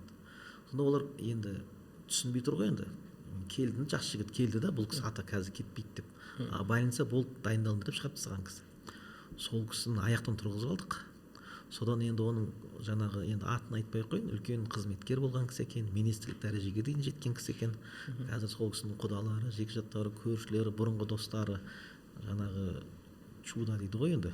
Керемет емші деп ойлайды ғой деймін. Мен номерімді алып хабарласып, жаңа көмек сұрап. Айтайын дегенім садақа. Бізде тұрған ештеңе жоқ. Қай сүрені оқу керек, және қалай садақа беру керек, және садақаны кімге беру керек, садақаны шынымен иесіне тауып берсең, сол сәтте дұға тілегің қабыл болады. Ал біздің халық садақаны тиісті емес орынға береді. Сол неге жаңа орындалмады ғой деген күдік пайда болады. Мен өзім садақа беруде өте сақ, шынымен де еңбекқор, бірақ дәл бүгін наны болмай тұрған кісіні тауып беруге тырысамын. Бір кісілер бар, садақа алуды кәсіп қылып алған. Оған күнде апарып берсең, күнде жетпейді. Сол мешітке барсаң, бір жыл бұрын көрген адам әлі сол жерде жүреді. Қайыр сұрап отырады. Ол кәсіп қылып алған. Ал мен өзім қоғамда жүргенде шынымен де мұқтаж, еңбекқор, басына сондай уақиға түсіп қалған кісіні тауып берген кезде садақамыздың жемісі, талай өлім төсегінде жатқан кісілер орнынан тұрып, талай тойды өткізген уақиғалар бар. Бәлкім менде пітір садақаны әңгіме қылып қалдық қой. Мен бұндай журнал жасап қойғам. Мен бұндай журналдың бірнешеуін жасағам. Орталық мешіттерде, үлкен мешіттерде неке журналы бар. Оны мен 2015 жылы Таулы-Қырат Гордингант мешітінде отырдым, жасағам, компьютермен сызып. Сол жерден алып бүкіл мешіттер неке журнал деп жазып қойыпты. Соны қарасам, еш жерін өзгертпеген ғой. Тек менің атым жазылған жерді жаңа Гордингант Мекке мешітінің наиб имамы деген жерді ғана алып тастаған. Қалған бірге бір тұр екен. Өткенде бір-екі мешітке неке қиюға достарымен барғанда көріп қалдым. Сіздің авторлық жұмысыңыз? Бұл авторлық жұмысым қолдана берсін. Оған біз қуанамыз, бір пайдамыз тисе. Сол секілді менің авторлық жұмысым жаңағы пітір садақа журналы бар. Ашықтық. Қанша ақша берілді және қанша ақша түсті. Ал қайда жұмсалған ол бөлек есептену керек. Есеп берілсе, мынандай өсек, қашпа сөздің бәрі тоқтайтын еді. Міне сіздің берген ақшаңыз мынанша түсті, және оның бәрі садақаға жұмсалды. Немесе мен өзді түрім біраз ұйғырға ұқсаған екен, көбіне ұйғырлар шоғырланған аймаққа, имамдыққа жібереді. Көп нәрсе үйрендім. Дуңған, намазхан бауырларымыздан, мешітте. Қазақсыз ба? Иә, ұлтым қазақ, қожаға жиенмін. Қожаларға қатты еркелеймін. Сол кісілерден үйренгенім, бұл кісілер Рамазан айы болған кезде арнайы бір ақ жәшікті шығарады, пітір садақа үшін деп. Мешіттің бұрынғы садақа жәшігі тұра береді, ал пітір садақа жәшігін бөлек шығарады. Сонда ол жердің жергілікті халқы үйреніп қалған, жамағаты садақаны бөлек алып шығады. Мешітке беретін бөлек, пітір садақаны бөлек. Сонда Рамазан айы бір ай ғана жұмыс істейді алгеме садақа жәшігі. Сол аузына шата таратып жібереді. Сонда ол имамдар өте керемет жобаны қолға алған екен. Рамазан айының пітір садақасының ақшасын мешітке қолданбайды. Сол садақа жәшікті ашады да, сол жерден мұқтаждарға таратып жібереді. Бір тиын қолданбайды. Менде көбіне мешіттерге осындай ұсынысты ұсынамын. Енді біреулер тыңдап жатады, біреулер тыңдамай жатады. Ең бастысы жеткізе беру, жақсы мәліметті бөлісіп отыру. Бір құлақ салар бір имам табылып, іске асырып жатса, қауесет сөз, өсектің бәрі тоқтайды, тоқтатуға болады. Тек ашық есеп беру керек. Кейін айтамын, мақұл, сен пітір садақа мынанша түсті деп, бір кезде бір тәңірші болып жүрген бір ағамыз бар, енді атын ұмытып қалдым, Қайрат деген ба, ой, миллион түсті ғой деп өтірік ақпарат таратты. Жаңағы бір діни теріс ұйымның шотына түскен ақшаны мешітке түсті деп жала жапты да, осынша миллион түскен мен көрдім ғой. Иә, ол ақшаны біз білеміз кімге түскен, ол теріс ұйымға түсті. Ол ақшаны біз хабарымыз бар. Ал бірақ мешітке ондай ақша түспейді. Сол қателік неде? Имамдарымыз мешіт садақа жәшігін ашатын кезде, понятой куәгер дейді ғой, өтіп баратқан. Бір-екі кісіні шақырса, келіңіз, біз ашайын деп едік, келіп қатысасыз ба десең, айына бір ашқан кезде бір адамды қатыстырып отырса, өсек жамандықтың бәрі тоқтайды да, өтіп баратқан жолаушы айтады, мен қатыстым ғой, ондай ақша шықпайды екен ғой, бітті, тоқтайтын еді. Бұндай әңгіме менің жеке ойым ғой, енді ұят сияқты біреудің мысалы мешіттің садақа жәшігін есептеп, имамдар 20 мың теңге ма, 40 мың теңге ма айлық өте алады. Айтамын да, анадан кейін мен ұяламын ше. Енді ондай әңгіме айтуға, ондай әңгіме айтатын адамдар табылады. Ұяламын ше. Мешіттің садақасын санап отыр да, сендер қайқа жұмсап отырсың. Ол мешіт әрең күн көріп отыр, мен оларды білемін да. Достарым бар имам болып істейтін. Жағдай енді олар алла жолында жүрген адамдар ғой, олар. Бүгін заман солай болып тұр ғой. Өсекшілердің дәуірі болып тұр. Сөз айтқыштардың дәуірі болып тұр. Олардың сөзін тоқтатудың жолы ашықтық. Сондай кезде сол өсек айтқан жаңағы ақпарат, теріс ақпарат таратқан кісіні тауып алса, қазір интернет дәуірі ғой, тез тауып аласың ғой. Келіңіз аға, бізбен бірге 3 ай 4 ай бізбен бірге болыңызшы десе, бір апта өсіре бітті болды. Соны бармайды ғой, соған бару керек, имамдар соған шығу керек. Сол жаңағы ақпарат таратқан кісіні тауып алып ақ, аға келіңізші, біздің мешітте бізбен бірге жүріңізші, садақа жәшігін ашқан кезде бізбен бірге болыңыз, көзбен көреді, өзі кешірім сұрайтын еді. сіздің музейіңіз ол әзірге сіздің өзіңіздің қаражатыңызбен тұр ғой да, әзірге ешқандай жан жақтан көмек келіп жатқан жоқ па? Енді кейде бір кісілер келіп қызық сұрақ қояды, жаңағы мешіттің садақасын тексереді дегендей ғой. Кейде келеді, тексеруге келетін шығар деп ойлаймын. Мырзеке, сіз осы жерден қанша миллион табасыз деп, бірден миллион табасыз деп бастайды. Иә, Құдайға шүкір, мен миллионермін. Мен халықтың аманатын арқалаған миллионермін. Иә, мен анау көк доллар жоқ шығар, енді франкл жоқ шығар, бірақ мен аманат жағын арқалаудан миллионермін. Әзірге өзімнің қаражатыма, сол тапқан табысымды отбасыма да бөлемін, музейге де бөлемін, шыдап келе жатырмын. Әлбетте сәл қиындау. Бұл енді патриотизм айтайын, нәрсені мен жасай алмаймын. Сәл қиындау болады, қиналасың, бірақ шыдау керек болып тұр. Нормально қиын өтіп кететін шығармыз деп. Бірақ енді бір Алланың, бір Құдайдың қолдауы шығар. Қазір енді жаныма жігіттер жиналып жатыр. Жаңа қор жұмысы да басталды. Бұйырса бұдан өтеміз. Шыдау керек болды. 2015-16-дан бастап кірістім. 2017-ден бастап тікелей қатты кірістік. Міне содан бері бүгінгі жұмысымыз осындай жағдайда. Тегін не сіздің музейіңіз? Мен мұражайдан ақша алмаймын. Өйткені неге десеңіз, біздің мемлекеттің ішкі тәртібі бар. ИП дейді ғой енді. Егер ақы алу үшін ИП ашылып тіркелу керек. Менімше сол халықтың бір беретін 500 теңге 700 теңгесіне қарамай-ақ, мына рухани тұрғыдан қарасақ, мына жәдігерді бір жас студент қызымыз болсын, оқушымыз болсын түсініп кетсе, меніңше соның 500 теңгесінен әлдеқайда артығырақ мен үшін. Сол үшін менікі тегін, 24 сағат тегін түсіндіре шаршамаймыз, түсіндіре береміз, айта береміз. Мен оқырмандарға айтқым келді. Уақыттарыңыз болса, осы Алматы қаласында, Алла қаласа, может астына адресін жазып қоямыз, может сіздің нөміріңізді қалдырамыз. Микрорайоны. Барып көріңіздер, Құдай қаласа, барып көріңіздер, жаңа уақытта барған кезде мүлде басқа ощущение ше. Мысалы, нерге көп жаңағыдай құнды жәдігерден әлі келе алмадыңыз, енді бәрін арқалап келе алмайсыз ғой, ауыр еще олар ше. Мысалы, Құранның өзі кәдімгідей ауыр, алтыннан жасалған, иә, алтын жалатылған Құран. Салмағының өзі ауыр кәдімгі. Иә, мынаның бәрі алтын жалатылған Құран кітап, өте көне. Шынында да бұл енді сұлтандар, патшалар, үлкен қызметте жүрген кісілер бір-біріне сыйға тартатын болған. Сол оқырмандар айтқым келді, хотя бы жылына бір рет барып көріңіздерші, осы көресіз кәдімгідей. Тарихты басқаша түсінесіз. Біздің кітаптан ғана оқып баға қояды ғой, біз содан короче мектептегі бағдарлама ретінде. Біз тарих, мысалы мен тарихты онша ұната береймін дейді, өйткені тарих апай ұнамайтын да маған ше. Мінезі ұнамайтын. Болады, иә, болады. Музейге барған кезде уже мен тарихты ішінен кухнясына кірдім ғой. Қырына. Мынаны көрген кезде уже әсерленесің кәдімгідей ше. Абылайхан Қылыжов бірнәрсе деген сияқты. Енді ол емес қой, бірақ бұл енді біздің әжелеріміздің, талай әжелеріміздің көзін көрген, мына тоқыма кілем, сырмақ тоқуда осылайынан тартатын, бұны ағаш қылыш дейді. Сол тоқыма өнерінде бірнеше кілемді қолынан шығарған, соның қылышы. Сол осы жаңағы басы қызыл екен. Қылыш деп айтады, ағаш қылыш. Мен сіздің жаңағы ана қылышты алып келгеніңізді қалаған едім, жаңа айыр қылыш бар, жаңа кішкентай ше, шөп орғанша қылышпен. Енді оның бәрінен көтеріп келу қиындау. Оны жүзу, иә. Мен бұны алып келгенім, бізде кейде мен енді өзімнің жеке көлігім бар, бірақ сонда да машинаны тастап автобусқа отырамын. Өйткені халық қалай өмір сүріп жатыр. Көзбен көргіміз келеді. Халықтың тұрмыстық әл ауқатын көзбен көргіміз келеді. Мен бір кезде болған, бір киім ауыстырған кезде ақшам үйде қалып кетеді. Соны бір тиын жоқ қалтамда. Ол кезде Каспий деген әлі жоқ. Сол автобусқа төлейін десем, бір 30 теңге ма, 60 теңге ма, солай болды сол кезде. 40 теңге ма, есімде жоқ. Соны 20 теңге ғана қыпты.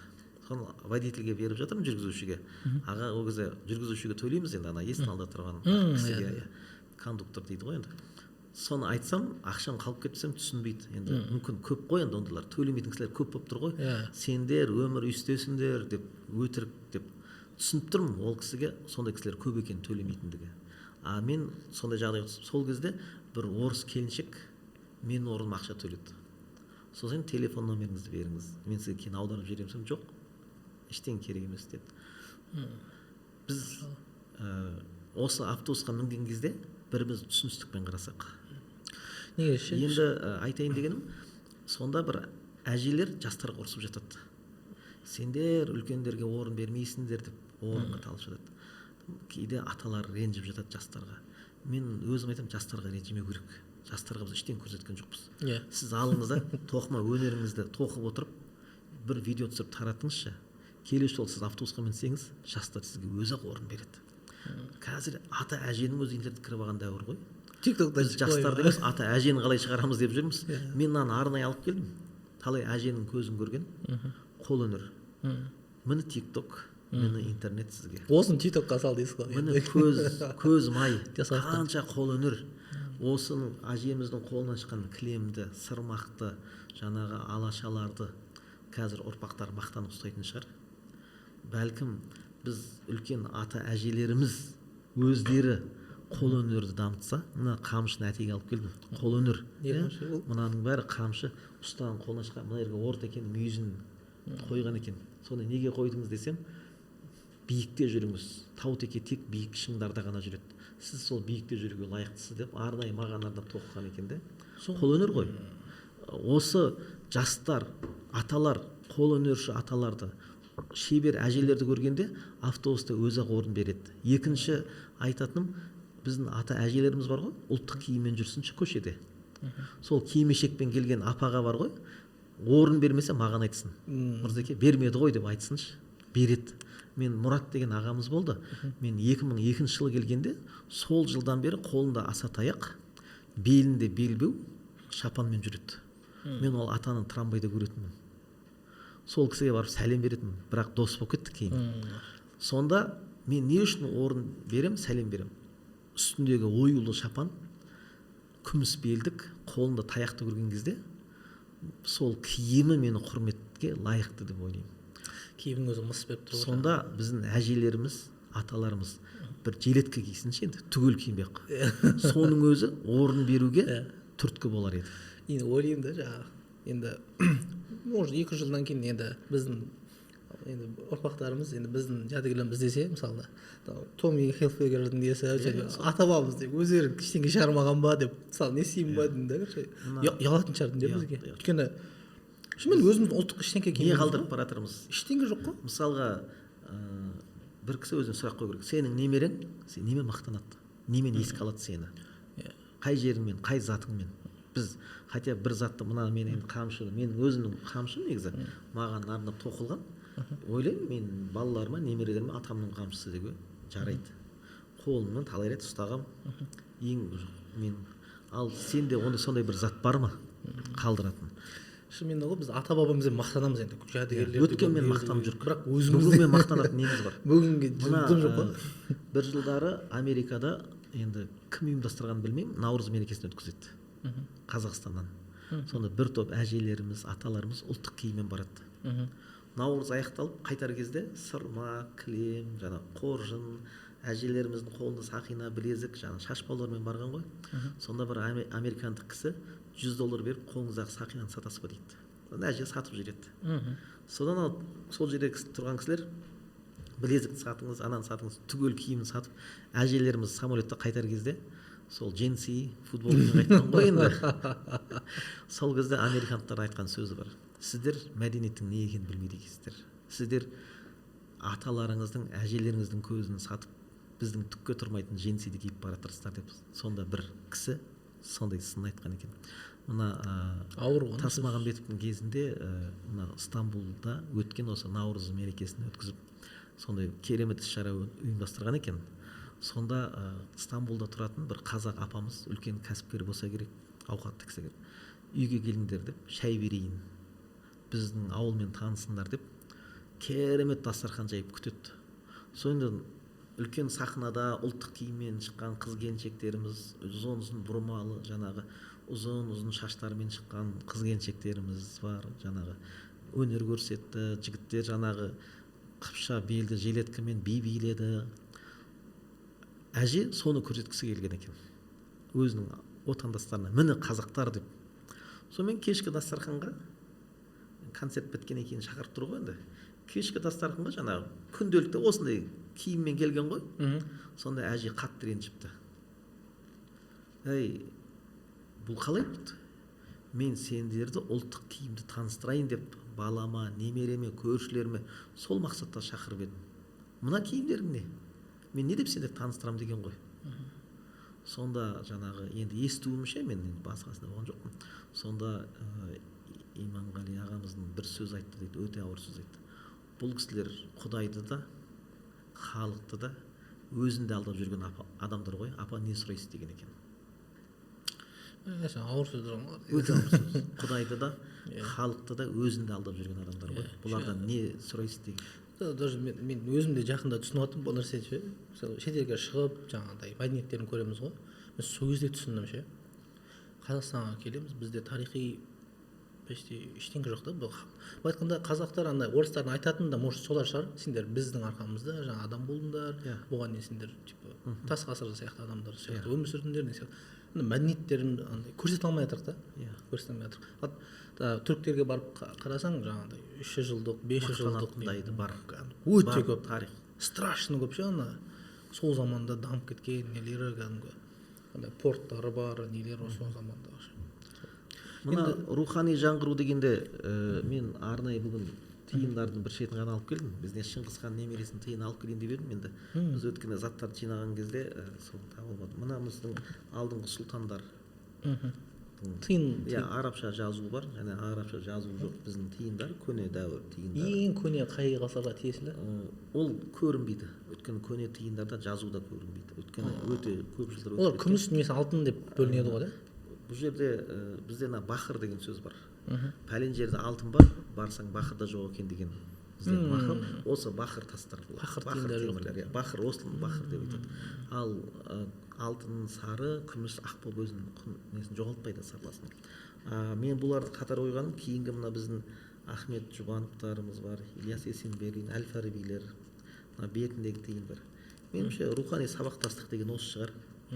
Біз ең болмаса осы тиындар арқылы көрсетейікші. Алдыңғы сұлтан дәуірі хандарымызбен кейінгі шығып жатқан ең болмаса монеталар арқылы сабақтастығымызды көрсетейік. Енді киім жағынан мен көрсетемін деп айта алмаймын. Бауыржан Момышұлының шапаны бар ма сізде? Иә, Нарбек Әшім деген ағамыз жоғарғы сот болған кісі. Сол кісі 90 жасқа келіп дүние салды. Сол кісінің енді ұрпақтарымен араласып тұрам. Сол кезде айтып қалды қызы, бізде Бауыржан атаның тоны бар. Менің әкем сол кісінің күйеу баласы болады. Сол кісі Бауыржан ата шапанын жапқан екен. Сол біздің сақтаулы дейді. Содан мен енді сұрадым, маған музейге бересіз бе деп. Екі ойлы болып тұрды. Енді қолқа салдым. Сіздің үйіңізде тұрғанша музейде тұрса пайдалы болады ғой деп едім. Мақұл деді. Кейін ойланып қалды, бергісі келмеді. Сосын бір сұрап едім, ана екінші үйде іздеу керек деді. Сосын бір сұраған кезде жоғалтып алдық деді. Сосын бір күні өзі звондады. Үйге келіп, Құран оқып кетесің бе дегенде, жеті шелпекке. Жоқ, мен бармайым дедім. Неге деді? Мен біріншіден мәдениетте тұрам, ықшам ауданы. Сен Таугүлде тұрасың. Өзіңнің районның имамың бар ғой, неге мені шақырасың деді. Білем сен не үшін келмей тұрған, сен ренжіп тұрсың ғой деді. Иә дедім. Тонды бермесең бармайым деді. Ладно. Ол тон жоғалып қалды деді. Сол кезде тон жоғалып қалған ғой деді. Жарайды, енді орбитаның мешітінің имамын ала беріңіз дедім. Бір кезде қайтадан звондайды, таптым тонды, келіп алды. Соны айттым, енді жақсы араласам отбасымызбен. Өйткені ол апайымыз біздің ғылым ордада, академия дейміз, енді философия институтының мықты маманы, сол жерде бізге сабақ берген кісі, енді жақын араласатын болғаннан кейін 20 жылдан бері. Тонды берсеңіз, үйге барам, тонды алып машинеге салам, содан кейін үйіңе кірем дедім. Жарайды деді. Сол уәде бойынша үйіне бардым, тонды алып машинеге салып, содан кейін үйіне кірдім. Солай біздің мұражайымызға келді. Бүгінгі бір мақтанатын жәдігеріміздің біреуі. Жәдігерлердің өзі қолға түсу деген қиын екен ғой. Әзірде де өте көп заттар бар. Әр үйде жатқан, дұрыс сақталмай жатыр. Ол бір шкафта, бір жерде тығылып жатыр, сандықтың түбінде. Оның ертеңгі интернет кіріп кеткен келіні, интернетке кіріп кеткен немересі оны сақтайды деп айта алмаймын. Кейбір тастай салуы да үйлерде мүмкін иә дейсіз. ол бір ескі зат деп тастай салуы да мүмкін. Қаныш Сәтбаевтың креслосын мусорға тастатқан жерін алып қалдым деген сол туралы кішкене айтып жіберіңізші. Негізі уақытымыз да атыраулық ағамыз бар, сол кісіге бір жылдары көмектесіп едім бір жағдайлар болған кезде. Кейін бірнеше жылдан кейін жолығып қалғанда сұрады, енді Асқар деген ағамыз, ол мына институтта, академияда жұмыс істейді, сол жерде ғалым, кандидат наук, сол жерде кішкентай қызметтен бастап қазір үлкен орынбасар қызметінде жүр. Сол кісі жолыққанда сұрап қалды, Мырзеке, немен айналысып жүрсің, көрмегелі көп болды дегенде мен бір музей ашып едім. Содан жәдігерлер жинап жүрмін. Қай жерде қандай ескі зат бар, соларды жинау, соған қолым тиіп жүр деп едім. Енді ойлаған жоқпын ол кісі маған зат береді деп. Сонда менде Қаныш Сәтбаевтың орындығы бар еді. Соны сынып қалған, жыртылып қалған деді. Ой, керемет дүние ғой. Ай соны мусорға тастап жіберді деді. Өйткені неге деп сұрақ қойдым бірден. Енді ол өте ескі орындық, жыртылып қалған. Қазір ары сүйредім, бері сүйредік, ана кабинетке апарам. Қазір бүкіл біздің мекемелеріміз жаңа мебельмен қамтамасыз етілген, ондай зат қоятын жер жоқ. Кейінгі жастар Қаныш Сәтбаевты танымайды. Мен қашанғы сүйреймін, мен өзім міне біраз 50-ге келіп қалған кісімін. Қашанғы ары бері сүйреймін, содан шығарып тастадық деді. Егер мусорға кетіп қалмаса деп қалды. Аға, ондай заттан айырылғым келмейді, дәл қазір барайықшы деп, сол машинеге отырған күйде академияға келдік. Оны көзбен көру керек. Шынымды айтсам, көзіме жас алдым. Гараждың есігін ашқан кезде есіктің алдында табалдырықта тұр екен. Сонда жүк таситын машина келсе, қоқыс тастайтын. Бірінші ілініп кеткелі тұрған, мен сол жерден машинемді қойып алып кеттім. Осылай біздің мұражайымызда тұр. Қаныш Сәтбаев өзі үлкен андай кісі болған дейді ғой да. Жаңа орындық қазір сіздің музейіңізде тұр ғой да? Музейімізде тұр. Әзірге мына аяғы ауыр келіндеріміз, жеңгелеріміз келіп ырымдап отырады. Атамыз секілді жақсы ұрпақ дүниеге келсін деп. Енді ырымшыл халықпыз ғой. Ол балдар туылды, алды. Мен сыртынан қарап жүрем. Енді ол балдар қазір алды 3-те, 4-те. Өскен кезде қандай болады екен деп маған бір ғылыми жұмыс болып тұр әзірге. Енді босанған келіндеріміз, жеңгелеріміз келіп рұқсат сұрайды, Бауыржан атаның тонына құндақ ретінде бір орап алсақ, Бауыржан атамыз секілді бойына ер жүректік батырлық дарысын деп өтініш жасайды. Сондай кезде тонды алып, жеке мұражай болған екен, қолымызда тұр ғой әзірге. Бәлкім ертең арнайы әйнектің ішіне орналасқан екен, біз шығара алмаймыз. Әзірге енді мүмкіндігі бар кісілер кішкентай нәрестелерін атаның тонына орап, Бауыржан атамыз секілді болсын, Қаныш Сәтбаев атамыз секілді болсын деп ырымдап, жаңағы өздерінің көңіліндегі ойларын жасап жатады. Айтқым келеді тыңдармандарға, пайдаланып қалыңыздар, ертең мұражайымыз толық іске қосқан кезде қол жетімсіз әйнектің ар жағынан көресіздер. Енді рахмет аға, біздің подкастымызға келгеніңізге. Оқырмандарға өте пайдалы болды деп ойлаймын. Уже музейді олар басқа қырдан танып жатыр, ішкі әлемнен танып жатыр да, Алла қаласа. Уақыт бөліп келгеніңізге рахмет. Оқырмандарға осындай құнды нәрселеріңізді алып келіп, жаңа алыс жол жүріп келгеніңізге рахмет айтамыз. Енді уақытымыз тәмамдап қалды. Айтатын нәрсе өте көп. Құдай қаласа, бәлкім оқырмандар астына комментарий жазсаңыздар болады. Мүмкін тағы бір подкаст түсіріп қалуымыз мүмкін, Алла қаласа. Егер әрине ол оқырмандардың сұранысына байланысты. Сол арқылы білеміз да, бұларға қызық па, қызық емес па. Алып келген заттарымыз енді бір бөлігі ғана. Әлде мына жерде қанша дәптерлеріміз бар. Неке қию, бұл қызық, ішін оқысаңыз. Қазіргі неке қию мен бұрынғы имамдар неке қиюдың арасы жер мен көктей. Ал ішінде шежіре дәптерлер бар, дұғалар. Қазір мұсылман қорған деген кішкентай қалта кітапша шыққан ғой. Әр мұсылман үйінде бар шығар. Бұл жерде бәрі бар. Мына зәм-зәм суын алып келдік. Бұның тарихын кейін айтайық. Келесі, егер сұраныс бар болса, келесі кездесуде жалғастырамыз. Негізі келе аласыз ғой, егер оқырмандар сұрап жатса. Мен өзім дайынмын. Бір күн болсын, бір кішкентай пайдамыз тисе, бір адамға пайдамыз тисе, әлбетте құба-құп дайынбыз. Рахмет, Алла разы болсын бізге қонақ болып келгеніңізге. Оқырмандар, сіздерге де пайдалы болды деп үміттенеміз. әрине оны комментарийдан білеміз. Комментарий жазыңыздар, біз білейік, оқиық, біз бәрін оқимыз, комментарийдің бәрін оқимыз. И керекті ақпараттарды осы подкасттың астына жазып қоятын боламыз. Рахмет. Рахмет.